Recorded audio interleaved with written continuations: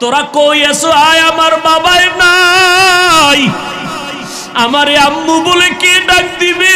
আমি কার জবানে আম্মু ডাকটা শুনবো? আমার কলিজা ভেঙ্গে চৌচির হয়ে যাবে। ও আল্লাহর বান্দারা, আজকে তোমার পায়ে ধরে ধরে এত কেন বুঝাই রে বাবা? আমার কবরে আমি যাব, তোমার কবরে তুমি যাবা। আমার কবরের জবাব আমি দিব, তোমার কবরের জবাব তুমি দিবা।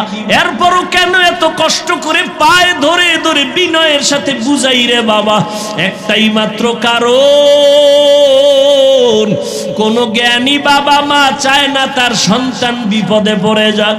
কোন একটা বাচ্চা পানির পার্শ্বে বসে খেলবে, কোন জ্ঞানী ব্যক্তি তারে দেখিয়া রাখিয়া যাবে না। যদি ভইরা যায়, সন্তানের উঠাইয়া গার্ডিয়ানের হাতে দিবে। ওলামায়ে কেরাম পায়ে ধরে ধরে দেখতেছে, তুমি আজকে দাড়ি কামাইয়া বেপরদায় চলিয়া জাহান্নামের আগুনের পার্শ্বে বসে খেলতেছো। না জানি আল্লাহ বেজার হইয়া আজরাইলের যদি পাঠাইয়া দিয়ে কয়, ওরে ধর, তোমার নাচ গান শুনতে অবস্থায় যদি আজরাইল আসিয়া রুহুটা খপ করিয়া টেনে ধরে বসে, ও বাবা, জাহান্নাম ছাড়া উপায় নাই। মনে মনে ভাবছো কি? ওলামায়ে কেরাম মিথ্যা কথা বলেন। ১৫০০ বছর হয়ে গেল, আজও পর্যন্ত কোরআনের একটা ভুল কেউ বের করতে পারে না। এরে বাবা, ওই কোরআন সত্য নাকি তোমরা বলবা মিথ্যা? একটু জবাব চাই, বলো কোরআন সত্য না মিথ্যা? ওই কোরআনে জবাব দাও। ওই কোরআনে জান্নাতের বয়ান আসেনি? ওই কোরআনে জাহান্নামের বয়ান আসেনি? কে জান্নাতে যাবে কে জাহান্নামে যাবে তাও আল্লাহ বয়ান করেছেন। ইন্নাল আবরার লাফি নাঈম ওয়া ইন্নাল ফুজ্জার লাফি জাহিম। নেক আমলওয়ালারা জান্নাতি, গুনাহ যারা করবে তারা জাহান্নামী। জান্নাতটা কেমন আরামের ঘর আল্লাহ তাও কোরআনে বয়ান করেছেন। জান্নাতিন তাজরি মিন তাহতিহাল আনহার মা তাশতাহি আনফুসুকুম। আবার জাহান্নামটা কেমন ভয়ঙ্কর আল্লাহ তাও কোরআনে বলেছেন। যুবকদের শুরুতেই বলেছিলাম আজকে দুইটা সবক দিয়া যাব। দুইটা সবকের একটা বলতেছি এখন। যুবকেরা, আজকে বাসায় গিয়া মোবাইল যেহেতু দেখবাই, আমি হুজুরের কথায়ও ফিরিবা না। মোবাইল তোমার এমন আপন হইছে, মা ছাড়তে পারবা, মোবাইল ছাড়বা না। তোমার অন্তর এত শক্ত, বাবারে ছাড়বা তবুও মোবাইল ছাড়বা না। তোমার বন্ধুকে তালাক দিতে পারবা তো মোবাইল ছাড়তে পারবা না। যেহেতু দেখবাই, আজকে বাসায় গিয়ে আমি হাফিজ ভাইয়ের একটু অনুরোধ রাখবা, মোবাইলটা ওপেন করে ডাউনলোড করবা, বাংলা কোরআন লিখে সার্চ দিবা। এরপরে বাংলা কোরআন চলে আসবে 114 সূরার। মাঝে মাঝে আজ একটু কাল একটু সময় সময় একটা সূরার ছোট সূরার তরজমা পড়বা বাংলায়। ওয়াইলুল লিকুল্লি হুমাযাতিল লুমাযা আল্লাযী জামাআ মালান ওয়া আদ্দাদা। আবার একদিন যখন সময় পাবা, ঘুমের সময়, ঘুমের আগে আগে, অন্য টাইমে না, কারণ অন্য টাইমে তো তুমি বিজি। ঘুমাইবা যখন, দুনিয়ার আকাম করা যখন শেষ, তখন তো ঘুমাইবা এই সময়। আবার একদিন সূরা একটা বের করে তরজমা পড়বা, আলহাকুমুত তাকাসুরু হাত্তা যুরতুমুল মাকাবির। আবার একদিন সময় পেলে আল কারিআতু মাল কারিআ, এগুলো জাহান্নামের বয়ান। আবার একদিন সময় পাইলে আরাআইতাল্লাযী ইউকাযযিবু বিদ্দীন। আবার একদিন সময় পাইলে ইযা জুলজিলাতিল আরদু জিলজালাহা। আর একটা তোমার কাছে আমার উপদেশ, একটা তো বললাম, আর একটা হলো মাঝে মাঝে যদি তোমার পড়তে মনে না চায়, তাহলে তুমি ওই দিন মোবাইলে তেলাওয়াত লিখবা, তেলাওয়াত, কোরআন তেলাওয়াত। দেখবা মক্কা মদিনার ইমাম সাহেব হাজির হয়ে গেছে। তুমি একটু টাচ কইরা ইমাম সাহেবের তেলাওয়াতটা লাগাইয়া মোবাইলটা বালিশের পাশে রাইখা চুপ করে চোখ বন্ধ করবা। মোবাইলের কোরআন তেলাওয়াত শুনতে শুনতে ঘুমাইও। এক সপ্তাহ যদি এইভাবে কোরআন তেলাওয়াত শুনো, একদিন তোমার চোখের কোঠা বেয়ে বেয়ে পানিগুলো পড়বে। তুমি নিজেই বলবা, আর কোনোদিন গানের আওয়াজ কানের মধ্যে দিব না, কোরআনের তেলাওয়াতে এত মজা। দুইটা সবক দিলাম, মাঝে মাঝে আদায় করি। সেদিন রাজশাহী গেলাম, বিমান থেকে নাইমা নওগাঁ বয়ানে যাব, তাড়াহুড়া, টাইম কম, ডিলে হয়েছে 2 ঘন্টা বিমান। বিমান থেকে নাইমা গাড়িতে উঠবো, ওলামায়ে কেরাম রেডি, আমাকে নিবে। একটা যুবক ছেলে দাঁড়াইয়া আঞ্জা করে দিছে, আমার বুকের সাথে বুক লাগাবে। কি ও যুবক, কে তুমি, নাম কি? এই নাম। কি করো? রাজশাহী বিশ্ববিদ্যালয়ে পড়ি। কি পড়ো? ইসলামী স্টাডিজ নিয়ে লেখাপড়া করি। কি চাও? কয় হুজুর দয়া করে আমাকে মাফ করে দেন, আমি তোমারে চিনি না রে বাবা। কিসের মাফ? বলে আমি আপনার বিরুদ্ধে বহু লেখালেখি করেছি, অজস্র ভাষায় গালাগালি ফেসবুকে করেছি, বুঝি নাই হুজুর, আমারে আপনি মাফ করে দেন। আমি বললাম ঢাকাতে মাদ্রাসায় যাইও, মাঝে মাঝে দেখা করো, নামাজ পড়িও। কয় না হুজুর, আপনি মুখ দিয়ে অন্তরে মাফ করে দিয়েছি। আমি বললাম ঠিক আছে যাও। কয় না, বলতে হবে। আমি বললাম ঠিক আছে, আল্লাহ মাফ করুক। বলে না, আল্লাহ মাফ করবে কিনা আমাকে বলেন। এইভাবে বলিয়া বলে একটু বুকটা মিলাইতে চাই। বললাম মিলাও। যুবকটারে বিদায় দিলাম। কার কথায় কখন হেদায়াত হবে জানা নাই। এ যুবক, কেন কার কথায় পড়িয়া তুমি একজন আলেমকে দূরে ভাবতেছো, আর একজনকে কাছে ভাবতেছো? মরিয়া গেলে তোমার আপন বন্ধুটাও খবর নিবে না। তোমার বন্ধুটা মোবাইলের থেকে তোমার নাম্বারটা ডিলিট করে ফেলবে। কেমন বন্ধু? নাম্বারটা ডিলিট করে ফেলবে। কিন্তু একজন আলেমের যদি মোহাব্বত করিয়া যাও, ওই আলেমটা যতদিন মোনাজাত দিবে, তোমারে দোয়া না করিয়া মোনাজাত দিবে না। পায়ে হাত রেখে বলি রে যুবক, আমার নবীর আর কাদাইস না রে যুবক, দাড়িটা কাটিয়া নবীর কষ্ট দিস না রে ভাই। নামাজের আজানটা শুনিয়া মসজিদের দিকে আগাইয়া যা, মা বাবার দোয়া নিয়ে চলিস। এই চেয়ারে মা বাবার দোয়া ছাড়া বসতে পারি নাই রে যুবক। মা বাবার দোয়া ছাড়া পরীক্ষায় ভালো নাম্বার পাও নাই। মা বাবার দোয়া ছাড়া আজকে তুই টাকার মালিক হতে পারো নাই, বাড়ি গাড়ির মালিক হতে পারো নাই। আমার নবীর বিরোধিতা করিও না, সুন্নতের আমলটা ধরো, 5 বেলার নামাজ পড়ো, আলেম ওলামার দোয়া নিয়ে চলো, অন্তরে তওবা করো পিছনের গুনার কথা স্মরণ করে। এরে যুবক, আল্লাহর গোলাম, পাও দুটো যদি আগাইয়া দিতি, আল্লাহর কসম, পা ধরে ধরে আমি পায়ে হাত রেখে বলে যাইতাম, আমি পায়ে হাত রেখে বলে যাইতাম, ও যুবক, আমার আল্লাহর মোহাব্বতের নেয়ামতের কানের পাওয়ার গান শুনিয়া নষ্ট করিস না। যুবক, বিদায় বেলা দুটো সবক দিয়া যাই। মাঝে মাঝে মানিস ডেলি পারবি না, কারণ বাবায় মান্নত করছে মোবাইল দিয়া জাহান্নামে নিবে। আমি বান্দার বয়ানে মোবাইল থেকে ফিরবি না রে যুবক।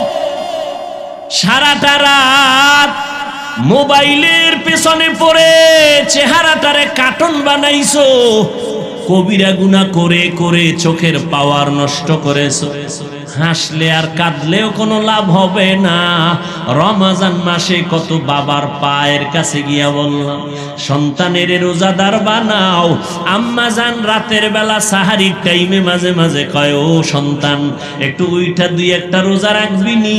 সন্তান, আম্মু তুমি যদি দোয়া করো রাখবো। কেমন কপাল পোড়া বাবা জান, কয় উঠাইও না, রোজা রাখাইও না, চেহারাটা নষ্ট হয়ে যাবে।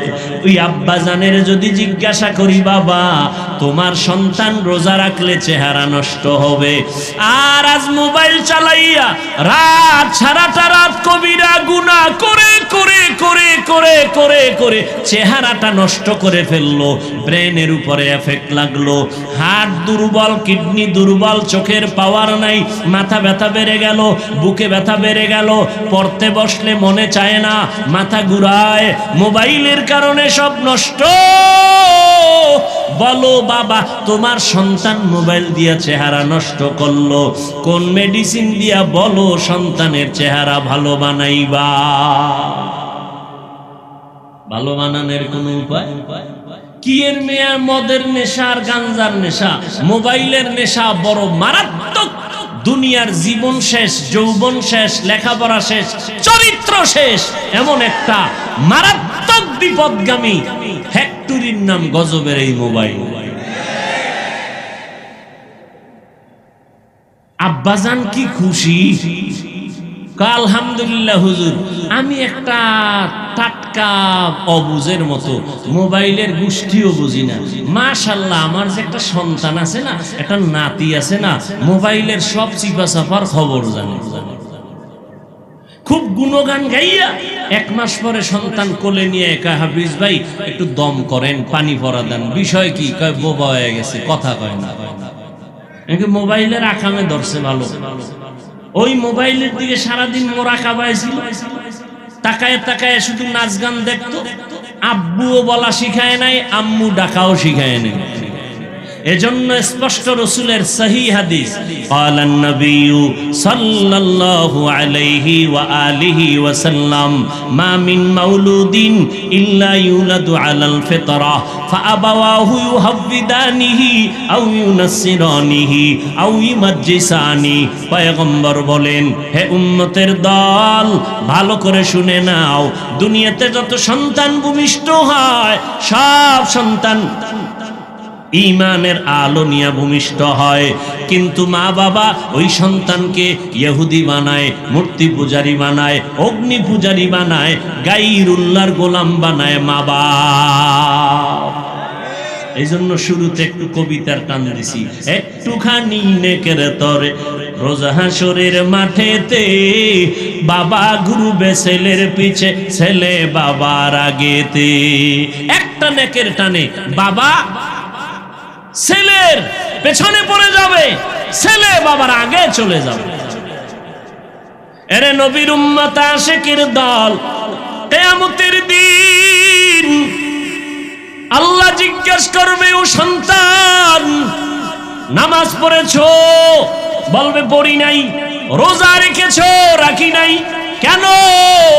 সন্তান আল্লাহর দরবারে মা বাবার বিরুদ্ধে আরজি বা মামলা পেশ করবে, রব্বানা ইন্না আতা'না সাদাতানা ওয়া কুবারানা ফাআদাল্লুনাস সাবিলা।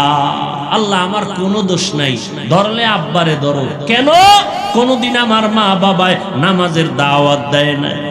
এরে সামনাগরের মুমিনের যুবক,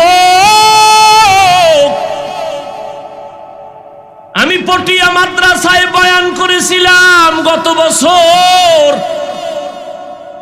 বলেছিলাম দুনিয়ার মানুষ সম্মানের চেয়ারে বসাইতে আগে যোগ্যতার যাচাই করে, তারপরে চেয়ারে বসায়, আর আমার আল্লাহ চেয়ারে বসাইয়া যোগ্যতা দেয়।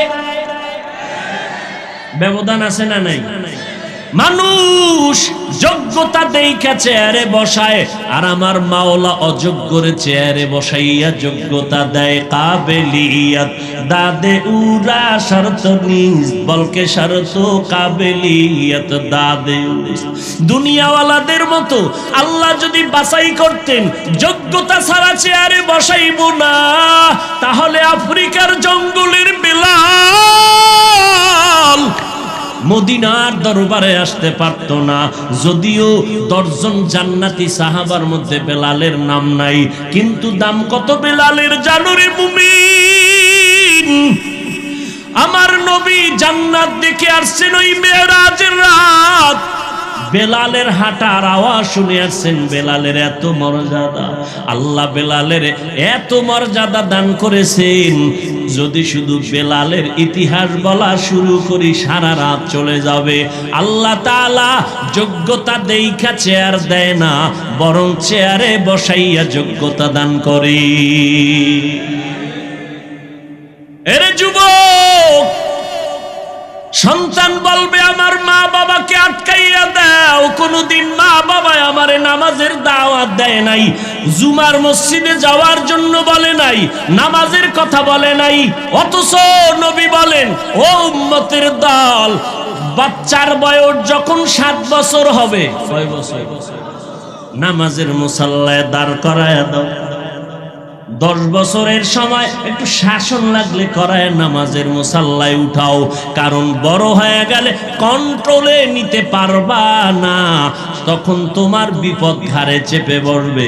মাত্র কয়েক মাস আগে ফেসবুক শরীফের গোলাম সাহেবরা সবাই জানেন, কয়েক মাস আগে ঢাকা বাড্ডা থানার ভেতরে দুইটা বড় বড় শিক্ষিত আজদাহা সন্তান রেখে বাবায় কোটি টাকার সম্পদ রেখে মরে গেল। বাবার লাশটা রাস্তায় পড়ে রইল ঘরের দরজায়। দুইটা সন্তান বাবার টাকা পয়সা নিয়ে ঝগড়ায় সারাটা দিন পার করলো, বাবার লাশটা দাফনের মতো চিন্তা কোনো সন্তান করে নাই। এমন কুলাঙ্গার সন্তান জন্ম দিয়া কি লাভ হবে বলো? এমন কুলাঙ্গারের বাবা দাবি করলে কি লাভ হবে বলো? ও যুবক, ও বাবাজি, ও পর্দার আড়ালের আম্মা জানেরা, আসেনি? আম্মা জানেরা আছে? এরে আম্মা জান, আপনাদের কত সম্মান আপনারা জানেন? আপনারা নবীদের মায়ের মতো মা, সাহাবায়ে কেরামের মায়ের মতো মা, আপনারা যে কোরআনের মায়ের মতো মা। এই স্টেজের ভিতরে হাফেজে কোরআনের মাথায় পাগড়ি দেওয়া হলো। এদের মা বাবার জীবনটা কত ধন্য!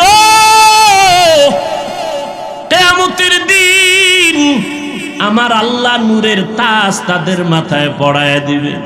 হাফেজে কোরআনের ডাকবেন, বলবেন ইউকালু লি সাহিবিল কোরআন ইকরা ওয়ারতাকি।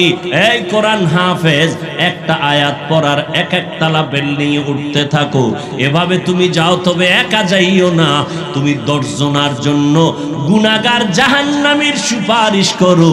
আমি কোরআনের বরকতে 10টা জাহান্নামীকে জান্নাত দিয়া দিব। আতিনা ফি দারে দুনিয়া না হাসান, আতিনা ফি দারে উকবা না হাসান, ইয়া গিয়াসাল মুস্তাগীসি নাহদিনা লফতিখারা বিল উলুমে ওয়াল গিনা। হর গরিদে নেকো তু তৈয়ার হে, जो न मांगे उससे तू बेजार है। মা বাবার বিরুদ্ধে সন্তান বলবে, আল্লাহ আমার মা বাবাকে আটকাইয়া দাও।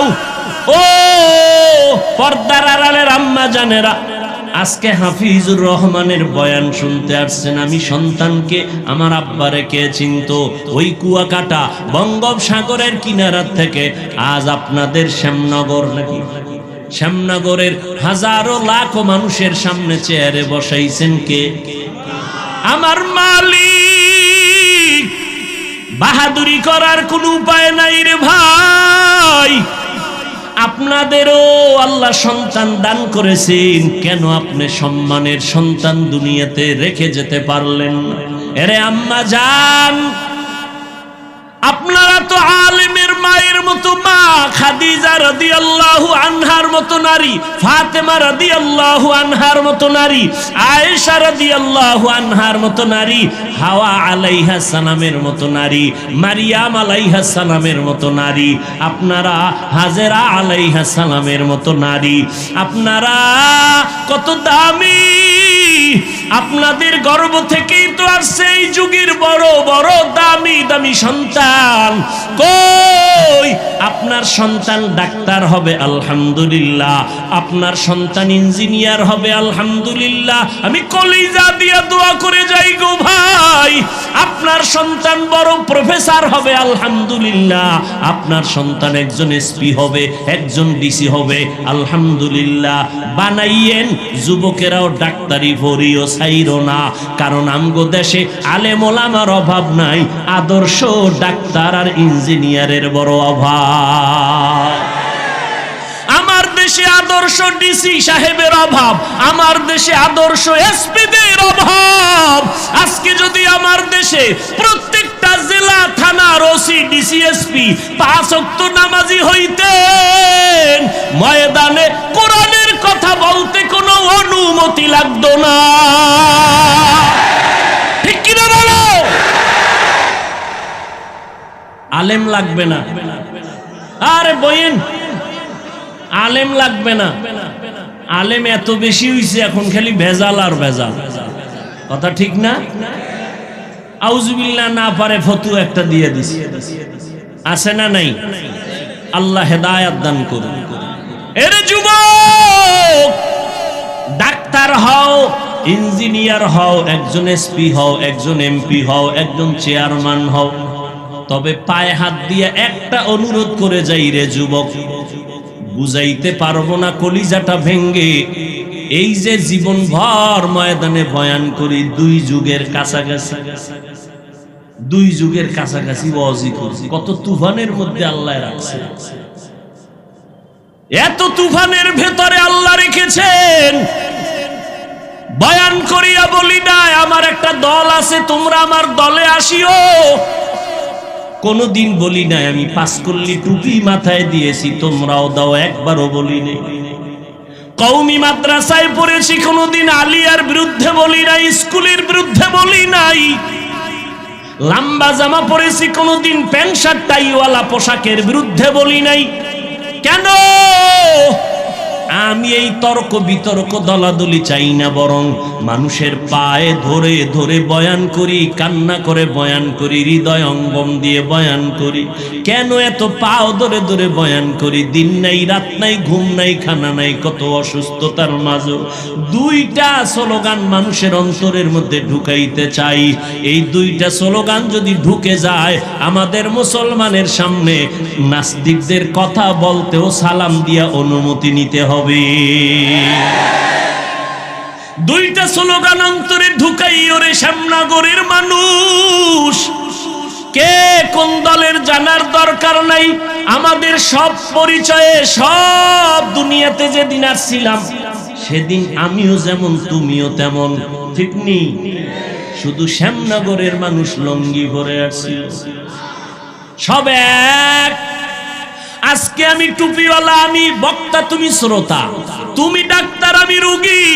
কিন্তু আবার এমন একটা সময় আসবে, সেদিন কোন ডাক্তার কে রোগী, কে বক্তা, কে শ্রোতা পরিচয় থাকবে না। সবার কাফন হবে 3টা সাদা কাফন, একাকার হয়ে যাবে। ওই দিন শুধু একটাই পরিচয় হবে, এটা মুসলমানের লাশ, এটা খ্রিস্টানের লাশ। তোমার আমার পরিচয়, আমরা মুসলমান। তোমার আমার আল্লাহ এক, নাকি শ্যামনগরের মানুষের আল্লাহ আর একজন?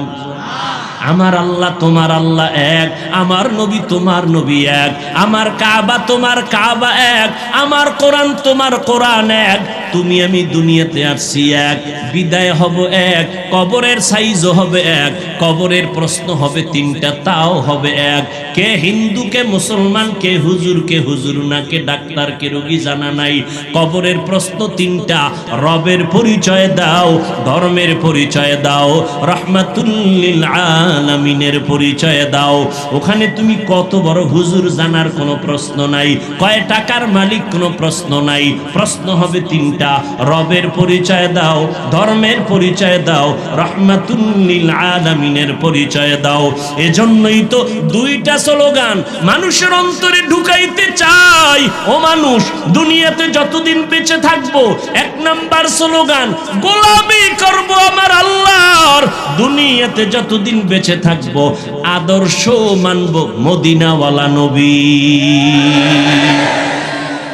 কোন পীরের আদর্শ মানব না, কোন নেতার আদর্শ মানব না, আদর্শ মানব মদিনাওয়ালা নবীর। কারণ আল্লাহর কসম 1 বার, আল্লাহর কসম 2 বার, আল্লাহর কসম 3 বার, ওয়াল্লাহি বিল্লাহি তাল্লাহি, আল্লাহর কসম। দুনিয়াতে যত মানুষের আদর্শ দেখো, আল্লাহর কসম সব আদর্শগুলো নাপাক, একমাত্র মদিনাওয়ালা নবীর আদর্শই হলো পাক। ও গো নবীর উম্মতেরা, হয়ে আজি দিশাহারা, কোরআন হাদিসের চলো যখন যাহা চায় মনে, নবী বিনে কে তরাবে পুলসিরাত মিজানে, নবী বিনে কে তরাবে পুলসিরাত মিজানে। নবী আমার জীবন ভরে দিনের লাগি কষ্ট করে, দান দান শহীদ করিলেন অহুদেরই ময়দানে। নবী বিনে কে তারাবে পুলসিরাত মিজানে, নবী বিনে কে তারাবে পুলসিরাত মিজানে। খারাপ লাগে? এরে নবীর আশিক, নবীর আদর্শের বাহিরে কোনো আদর্শ নাই। কারণ এমন এক সময় আমার নবী মক্কা নগরীতে আসছেন, যেই সময় মক্কার মানুষের মতো খারাপ জমিনে কেউ নাই। নারীদেরকে পায়ের আগায় লাথি মারত, জিন্দা জবাই করত। কত নারীরা অবহেলিত ছিল সেই সময়। বড় দুঃখ, মুসলমান হইয়া বুঝতে চায় না মুহাম্মদ কেমন। নারীদের ওই সময় সমাজে এতটা অবহেলা মনে করত, নারীদেরকে এত খারাপ জানতো। নারীদের কথা শুনলে বাবার লজ্জায় মাথা ঢেকে নিত, লজ্জায় মাথা উঁচু করতে পারত না। সেই সময় আমার আল্লাহ নবীর মাধ্যমে নারীদের মর্যাদা কিয়ামত পর্যন্ত এই পরিমাণ নারীদের মর্যাদা বাড়াইয়া দিয়েছেন, আম্মা জানেরা বুঝাইতে পারবো না। নারীদের মর্যাদা কিয়ামত পর্যন্ত আল্লাহ পাক নবীর মাধ্যমে পুরুষের তুলনায় এত পরিমাণ বাড়াইছেন।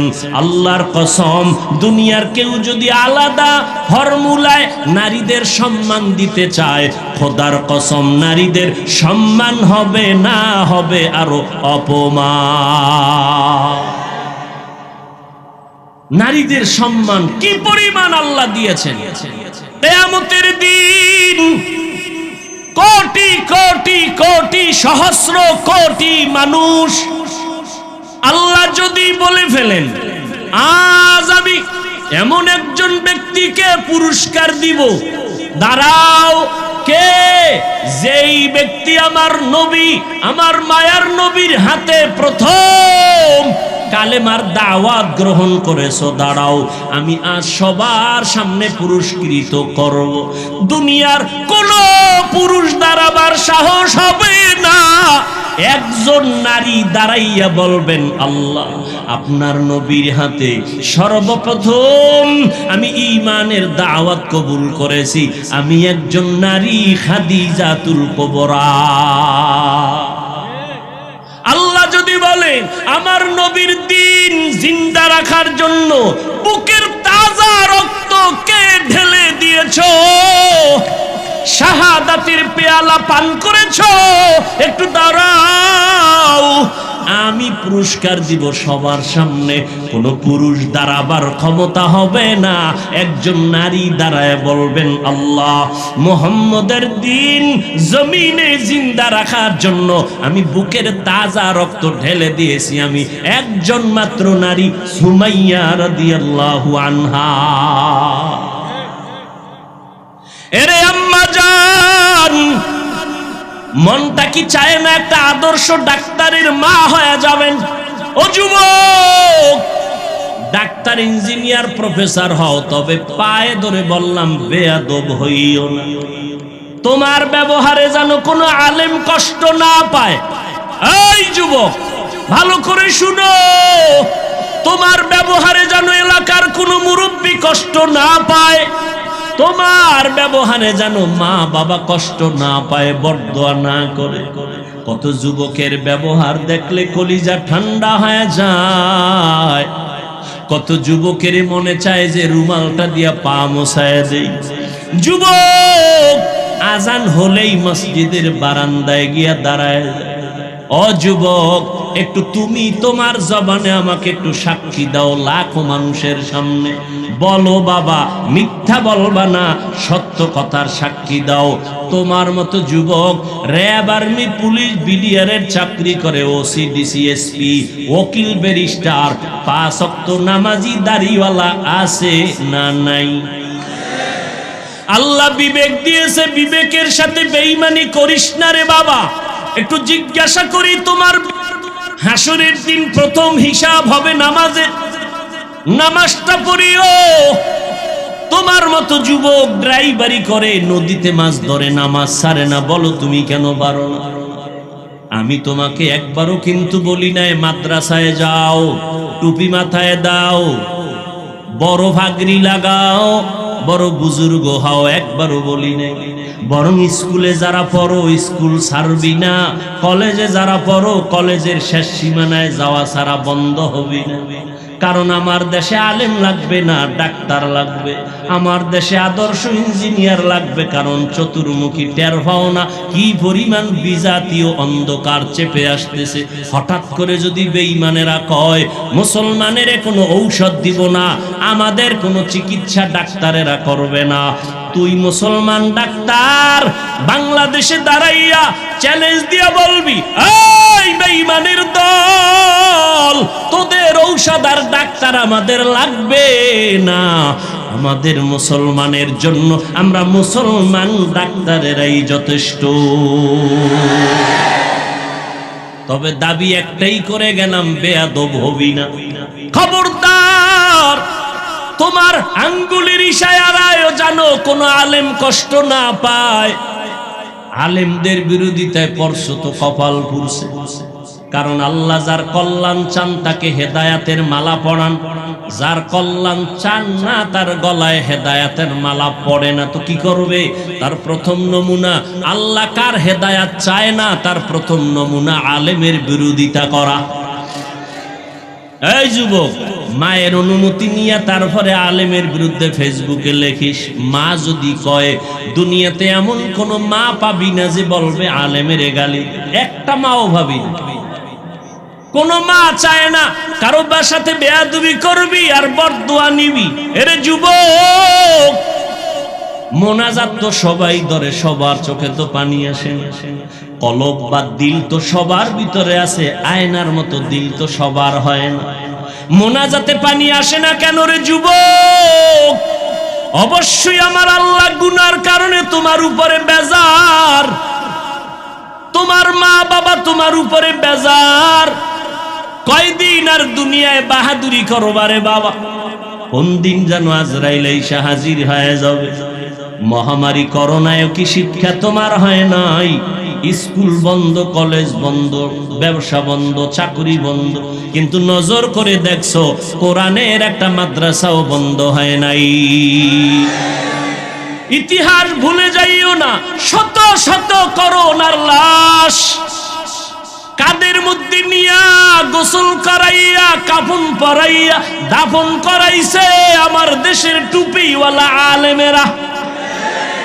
একজন আলেমও করোনায় মরে নাই। মাস্কের উপরে মাস্ক, ট্রিপল মাস্ক, এখনো এক মগা ঢাকায় আছে আমার জুমার মসজিদের ভিতরে, হে আজও বাইর হয় না। এই যে মাস্ক লাগায় চান্দি গরম কইরা ছাদের ভিতরে ঢুকছে, অনে নাফিক নিয়া মুস্কানে নাকি হুঁসি বড় হয়ে বাহিরে আয় না, মরার ভয়, এখনো বের হয় না করোনার ভয়। চিন্তা করে, তাহলে মাস্কওয়ালারা কেউ মরে নাই? কি যমুনা গ্রুপের মালিক কোটি হাজার কোটি টাকা দিয়া বলেছে, ডাক্তার আমাকে স্পেশাল ফ্লাইটে সিঙ্গাপুরে নাও, চিকিৎসা দাও। টাকা পড়ে রইল, আর করোনার থেকে তারে বাঁচাইতে পারলো না। আল্লাহ যখন ডাক আসবে কেউ ধরে রাখতে পারবে না। আর আল্লাহ যদি বাঁচাইতে চান, বিমানে আগুন লাগিয়া সব মরে যাবে, একজন মরবে না। লঞ্চ ডুবিয়া কত মানুষ মরে গেল, অনেকেই মরল না। আগুনে পুড়িয়া কত মানুষ চলে গেল, কত মানুষ আবার বেঁচে রইল। কয়েক মাস আগে মোমেনশাহী ময়মনসিংহ এলাকা বিশ্ব রোডের ভেতরে 3টা মানুষ, একটা স্বামী একটা স্ত্রী, মাঝখানে একটা কন্যা সন্তান, ওই মহিলার গর্ভে একটা বাচ্চা। রাস্তা পার হবে 3 জনে হাত দিয়ে ধরছে, মাঝখানে বাচ্চা। বিশ্ব রোডটা পার হইয়া যখন ও পার যাবে, মাঝামাঝি যাওয়ার সময় একটা ট্রাক দ্রুত গতিতে সে ধাক্কা দিয়ে দিল, সব মরে গেল। বাচ্চাটাও মরে গেল, স্বামীও মরে গেল, স্ত্রীও মরে গেল, কিন্তু মহিলার গর্ভের বাচ্চাটা বের হইয়া আজও পর্যন্ত জিন্দা আছে। কাদের কুদরত দারি বার কামাল আন্তা রব্বি আন্তা হাসবি যুল জালাল। এই যুবকেরা, ঘুমের ঘরে মানুষ মরেনি তো যখন গানের তার কানে লাগাও ঘুমের সময়, রাত্র 3টা বাজে ল্যাপের ভিতরে বাতি জ্বলে, আম্মা কয় কি ও কয় মোরা খাবায়। এরে যুবক, একটু যদি চিন্তা করতি, ঘুমের মধ্যে যদি আজরাইল এসে হাজির হয়ে যায়, আমি আমার মার থেকে বিদায় নিতে পারবো না। সকালবেলা মা ডেকে দেখবে আমার বডিটা লাশ কাঠের মতো শক্ত, বরফের মতো ঠান্ডা। মা একটা চিৎকার দিয়া বলবে, তোরা কই আছো? আয়, আমার বাবাই নাই। আমারে আম্মু বলে কে ডাক দিবে? আমি কার জবানে আম্মু ডাকটা শুনবো? আমার কলিজা ভেঙ্গে চৌচির হয়ে যাবে। ও আল্লাহর বান্দারা, আজকে তোমার পায়ে ধরে ধরে এত কেন বুঝাই রে বাবা? আমার কবরে আমি যাব, তোমার কবরে তুমি যাবা। আমার কবরের জবাব আমি দিব, তোমার কবরের জবাব তুমি দিবা। এরপরও কেন এত কষ্ট করে পায়ে ধরে ধরে বিনয়ের সাথে বুঝাই রে বাবা? একটাই মাত্র কারণ, কোন জ্ঞানী বাবা মা চায় না তার সন্তান বিপদে পড়ে যাক। কোন একটা বাচ্চা পানির পার্শ্বে বসে খেলবে, কোন জ্ঞানী ব্যক্তি তারে দেখিয়া রাখিয়া যাবে না। যদি ভইরা যায়, সন্তানের উঠাইয়া গার্ডিয়ানের হাতে দিবে। ওলামায়ে কেরাম পায়ে ধরে ধরে দেখতেছে, তুমি আজকে দাড়ি কামাইয়া বেপরদায় চলিয়া জাহান্নামের আগুনের পার্শ্বে বসে খেলতেছ। না জানি আল্লাহ বেড়া বেজার হইয়া আজরাইলের যদি পাঠাইয়া দিয়ে কয়, ওরে ধর, তোমার নাচ গান শুনতে অবস্থায় যদি আজরাইল আসিয়া রুহুটা খপ করিয়া টেনে ধরে বসে, ও বাবা, জাহান্নাম ছাড়া উপায় নাই। মনে মনে ভাবছো কি ওলামায়ে কেরাম মিথ্যা কথা বলেন? ১৫০০ বছর হয়ে গেল, আজও পর্যন্ত কোরআনের একটা ভুল কেউ বের করতে পারে না। রে বাবা, ওই কোরআন সত্য নাকি তোমরা বলবা মিথ্যা? একটু জবাব চাই, বলো কোরআন সত্য না মিথ্যা? ওই কোরআনে জবাব দাও। ওই কোরআনে জান্নাতের বয়ান আসেনি? ওই কোরআনে জাহান্নামের বয়ান আসেনি? কে জান্নাতে যাবে কে জাহান্নামে যাবে তাও আল্লাহ বয়ান করেছেন। ইন্নাল আবরার লাফি নাঈম ওয়া ইন্নাল ফুজ্জার লাফি জাহিম। নেক আমলওয়ালারা জান্নাতি, গুনাহ যারা করবে তারা জাহান্নামী। জান্নাতটা কেমন আরামের ঘর আল্লাহ তাও কোরআনে বয়ান করেছেন। জান্নাতিন তাজরি মিন তাহতিহাল আনহার মা তাশতাহি আনফুসুকুম। আবার জাহান্নামটা কেমন ভয়ঙ্কর আল্লাহ তাও কোরআনে বলেছেন। যুবকদের শুরুতেই বলেছিলাম আজকে 2টা সবক দিয়া যাব। 2টা সবকের একটা বলতেছি এখন। যুবকেরা, আজকে বাসায় গিয়া মোবাইল যেহেতু দেখবাই, আমি হুজুরের কথায়ও ফিরিবা না। মোবাইল তোমার এমন আপন হইছে, মা ছাড়তে পারবা, মোবাইল ছাড়বা না। তোমার অন্তর এত শক্ত, বাবারে ছাড়বা তবুও মোবাইল ছাড়বা না। তোমার বন্ধুকে তালাক দিতে পারবা তো মোবাইল ছাড়তে পারবা না। যেহেতু দেখবাই, আজকে বাসায় গিয়ে আমি হাফিজ ভাইয়ের একটু অনুরোধ রাখবা, মোবাইলটা ওপেন করে ডাউনলোড করবা, বাংলা কোরআন লিখে সার্চ দিবা। এরপরে বাংলা কোরআন চলে আসবে 114 সূরার। মাঝে মাঝে আজ একটু কাল একটু সময় সময় একটা সূরার ছোট সূরার তরজমা পড়বা বাংলায়। ওয়াইলুল লিকুল্লি হুমাযাতিল লুমাযা আল্লাযী জামাআ মালান ওয়া আদ্দাদা। আবার একদিন যখন সময় পাবা, ঘুমের সময়, ঘুমের আগে আগে, অন্য টাইমে না, কারণ অন্য টাইমে তো তুমি বিজি। ঘুমাইবা যখন, দুনিয়ার আকাম করা যখন শেষ, তখন তো ঘুমাইবা এই সময়। আবার একদিন সূরা একটা বের করে তরজমা পড়বা, আলহাকুমুত তাকাসুরু হাত্তা যুরতুমুল মাকাবির। আবার একদিন সময় পেলে আল কারিআতু মাল কারিআ, এগুলো জাহান্নামের বয়ান। আবার একদিন সময় পাইলে আরাআইতাল্লাযী ইউকাযযিবু বিদ্দীন, আবার একদিন সময় পাইলে ইযা যুলজিলাতিল আরদু জিলজালাহা। আর একটা তোমার কাছে আমার উপদেশ, একটা তো বললাম, আর একটা হলো মাঝে মাঝে যদি তোমার পড়তে মনে না চায় তাহলে তুমি ওই দিন মোবাইলে তেলাওয়াত লেখবা, তেলাওয়াত, কোরআন তেলাওয়াত, দেখবা মক্কা মদিনার ইমাম সাহেব হাজির হয়ে গেছে। তুমি একটু টাচ কইরা ইমাম সাহেবের তেলাওয়াতটা লাগাইয়া মোবাইলটা বালিশের পাশে রাইখা চুপ করে চোখ বন্ধ করবা, মোবাইলের কোরআন তেলাওয়াত শুনতে শুনতে ঘুমাইও। এক সপ্তাহ যদি এইভাবে কোরআন তেলাওয়াত শুনো, একদিন তোমার চোখের কোঠা বেয়ে বেয়ে পানিগুলো পড়বে। তুমি নিজেই বলবা আর কোনোদিন গানের আওয়াজ কানের মধ্যে দিব না, কোরআনের তেলাওয়াতে এত মজা। দুইটা সবক দিলাম, মাঝে মাঝে আদায় করি। সেদিন রাজশাহী গেলাম, বিমান থেকে নাইমা নওগাঁ বয়ানে যাব, তাড়াহুড়া, টাইম কম, ডিলে হয়েছে 2 ঘন্টা বিমান। বিমান থেকে নাইমা গাড়িতে উঠবো, ওলামায়ে কেরাম রেডি, আমাকে নিবে। একটা যুবক ছেলে দাঁড়াইয়া আঞ্জা করে দিছে আমার বুকের সাথে বুক লাগাবে। কি ও যুবক, কে তুমি, নাম কি? এই নাম। কি করো? রাজশাহী বিশ্ববিদ্যালয়ে পড়ি। কি পড়ো? ইসলামী স্টাডিজ নিয়ে লেখাপড়া করি। কি চাও? কয় হুজুর দয়া করে আমাকে মাফ করে দেন, আমি তোমারে চিনি না রে বাবা।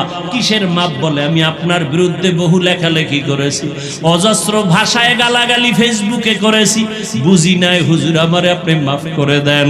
আমি বললাম ঢাকাতে মাদ্রাসায় যাইও, মাঝে মাঝে দেখা করো, নামাজ পড়িও। কয় না হুজুর, আপনি মুখ দিয়ে অন্তরে মাফ করে দিয়েছি। আমি বললাম ঠিক আছে যাও। কয় না, বলতে হবে।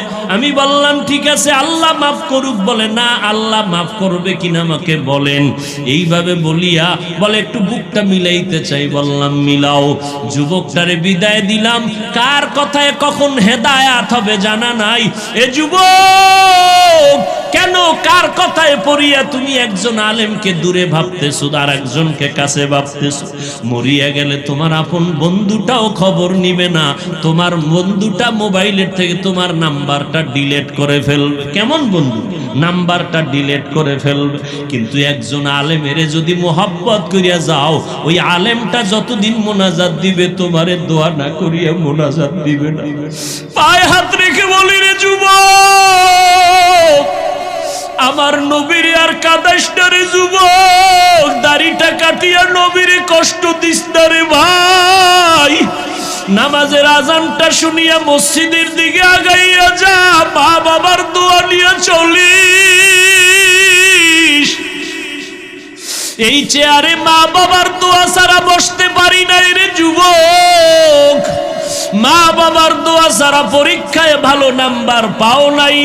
মা বাবার দোয়া ছাড়া আজকে তুই টাকার মালিক হতে পারো নাই, বাড়ি গাড়ির মালিক হতে পারো নাই। আমার নবীর বিরোধিতা করিও না, সুন্নতের আমলটা ধরো। 5 বেলার নামাজ পড়ো, আলেম ওলামার দোয়া নিয়ে চলো। অন্তরে তওবা করো পিছনের গুনার কথা স্মরণ করে। আল্লাহকে মনে মনে ডাক দে আর বলো, দয়ার মালিক, আমার মতো গুনাহগার এই প্যান্ডেলে মনে হয় কেউ নাই।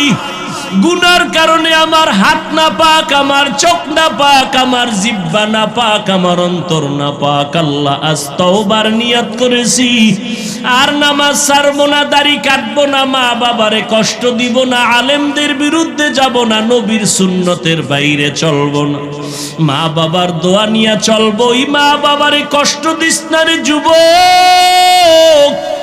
ওই মা বাবারে কত কাদান কাদাইছো, তোর কথায় পড়িয়া কত মা কত বাবায় জানি গোপনে কান্না করেছে। আজকে বাসায় গিয়া মায়েরে পাইলে গিয়া বলবা, মা মাথায় হাত দিয়ে একটু দোয়া করে দাও, আর গুনার কাছেও যাব না। আমার মতো কত যুবক লাশ হইয়া গেল, বাসের নিচে যুবকের লাশ, পানির নিচে যুবকের লাশ। কোন দিন মরণ হবে জানা নাই। আজকে একজনে খবর দিল, আমি তো ফেসবুক চালাই না, জীবনেও বুঝিও না।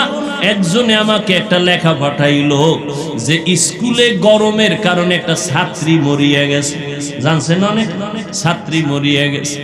আমি আজকে গাড়িতে আসতে আসতে স্টেজের সময় আমার সাথীদের বললাম, ফেরাউনের যুগে আগুনের বৃষ্টি হয়েছে, বৃষ্টির মধ্যে শুধু আগুন। লূত আলাইহিস সালামের যুগে তার কওমের উপরে পাথরের বৃষ্টি হয়েছে। এত গরম কেন? কি পরিমাণ গুনাহ যে করি আমার আল্লাহ ছাড়া কেউ জানে না। মুহাম্মদের উম্মত যদি না হইতাম বহু আগে মরিয়া যাইতাম। আখিরি নবীর উম্মত হওয়ার কারণে এত গুনার পরেও আল্লাহ আমগো জাগায় মারিয়া ফালান না আযাব দিয়া। অতএব তওবা করো, সবার কপালে তওবা নসিব হবে না।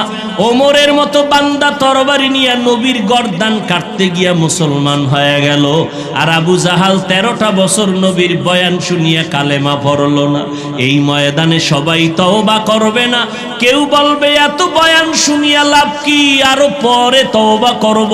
আর একদল যুবক তওবা করিয়া কান্না করিয়া বাসায় গিয়া বলবে, মা আমারে মাফ করিয়া দাও। আজকে ওয়াজের প্যান্ডেলে কত যুবকের চোখে পানি,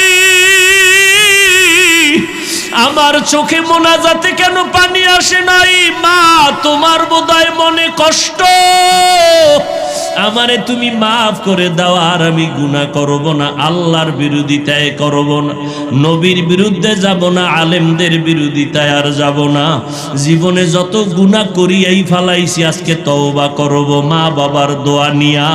যাদের তওবা করার নিয়ত আছে, অন্তরে কোনো মুনাফিকি নাই, দুর্বলতা নাই, খাঁটি তওবা করার নিয়ত যাদের অন্তরে আছে, গলায় ছুরি লাগলে মরিয়া যাব, আর নবীর বিরোধিতা করব না, আলেমের পরামর্শ নিয়ে চলবো, নামাজ পড়বো, মা বাবার দোয়া নিয়ে চলবো। তওবা করার যদি খাঁটি নিয়ত অন্তরে হয়, আল্লাহর ওয়াস্তে আল্লাহর মোহাব্বতে দুটো হাত উঁচু করে দেখাইয়া দাও। আয় আল্লাহ, হাতগুলো কবুল করে নেন, তওবা কবুল করে নেন, তওবার উপরে মজবুত হইয়া চলার তৌফিক দান করেন, আমিন। আলহামদুলিল্লাহি রাব্বিল আলামিন, ওয়াসসালাতু ওয়াসসালামু আলা সাইয়্যিদিল আমবিয়াই ওয়াল মুরসালিন ওয়া আলা আলিহি ওয়া আসহাবিহি আজমাইন।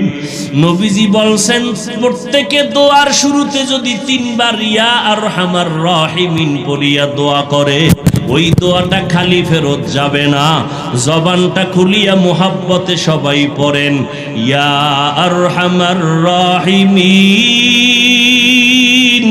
ইয়া আরহামার রাহিমিন, ইয়া আরহামার রাহিমিন। আয় আল্লাহ, গরমের তাপ সইতে পারি না রে মালিক। স্কুলের কোন বোন জানি মরিয়া গেছে গরমে। আয় আল্লাহ, মা বোনদের কত কষ্ট।